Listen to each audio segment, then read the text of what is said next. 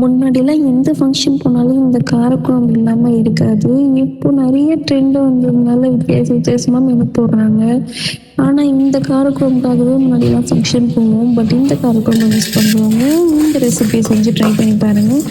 ரொம்ப டேஸ்ட்டாக இருக்கும். எக்ஸாக்டாக கல்யாண ஸ்டைலில் இருக்கும். கல்யாண காரக்குழம்பு. கொத்தமல்லி 2 டேபிள் ஸ்பூன், கடலைப்பருப்பு 2 டேபிள் ஸ்பூன், 1/2 டேபிள் ஸ்பூன் ஜீரகம், 1/2 டேபிள் ஸ்பூன் வெந்தயம், 3 காஞ்ச மிளகா, 1 கொத்து கறிவேப்பிலை. நல்லா ட்ரை ரோஸ்ட் பண்ணி அரோமா வர வரைக்கும் நல்லா வறுத்து ஆற வச்சு அரைச்சி எடுத்துக்கலாம். அதுக்கப்புறம் இன்னொரு பேனில் நெய் ஊற்றிக்கலாம். அதுக்கப்புறம் 10லேருந்து 15 முந்திரி ஆட் பண்ணிக்கலாம். அதுக்கப்புறம் 1 ஸ்பூன் கசகசா. அதுக்கப்புறம் 1 கப்பு துருவின தேங்காய். துருவின தேங்காய் இல்லைன்னா கட் பண்ண தேங்காவை கூட நீங்கள் மிக்ஸி ஜாரில் போட்டு ஒரு ஓட்டுனீங்கன்னா இந்த மாதிரி வந்துடும் கன்சிஸ்டன்சிக்கு. அதுக்கப்புறம் நீங்கள் நல்லா நெய்யில் நல்லா வறுத்து இன்னொரு பவுலுக்கு மாற்றி தண்ணி ஊற்றி சோக் பண்ணி வச்சுக்கலாம். அப்போ தான் உங்களுக்கு ஒரு ஸ்மூத் டெக்ஸ்சர் வரும்.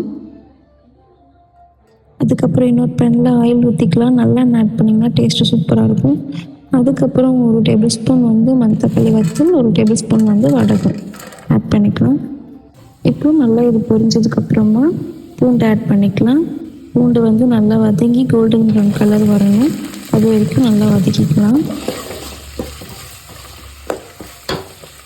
இந்த நல்லெண்ணெயில் பூண்டு, அதுக்கப்புறம் சின்ன வெங்காயம். இந்த சின்ன வெங்காயம் கண்டிப்பாக போடணும். இந்த சின்ன வெங்காயம், பூண்டு, நல்லெண்ணெய் இந்த ஃப்ளேவர் சூப்பராக இருக்கும் இந்த குழம்புக்கு. கண்டிப்பாக இதை ஸ்கிப் பண்ணக்கூடாது. இந்த ஸ்டெப்பு இம்பார்ட்டன்ட். அதுக்கப்புறம் நல்லா வதக்கிக்கோங்க.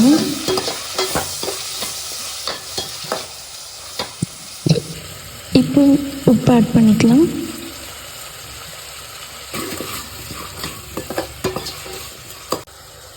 அதுக்கப்புறம் ஆனியன் ஆட் பண்ணியிருக்கேன்.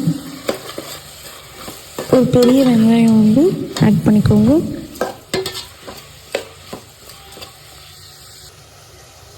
அதுக்கப்புறம் கறிவேப்பிலை ஆட் பண்ணியிருக்கேன். நான் 2 மீடியம் சைஸ் ஆனியன் ஆட் பண்ணியிருக்கேன். அதுக்கப்புறம் கருவேப்பிலை ஆட் பண்ணியிருக்கேன். அதுக்கப்புறம் கத்திரிக்காய் 8லேருந்து 9 நடுவில் கீரை போட்டு வச்சுருக்கேன். அதுக்கப்புறம் 2 பச்சை மிளகாய்.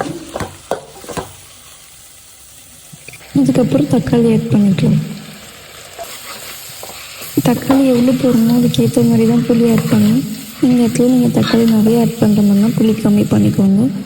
நான் தக்காளி சின்னதாக 2 ஆட் பண்ணியிருக்கேன். அந்த புளிக்கு கரெக்டாக இருக்கும்.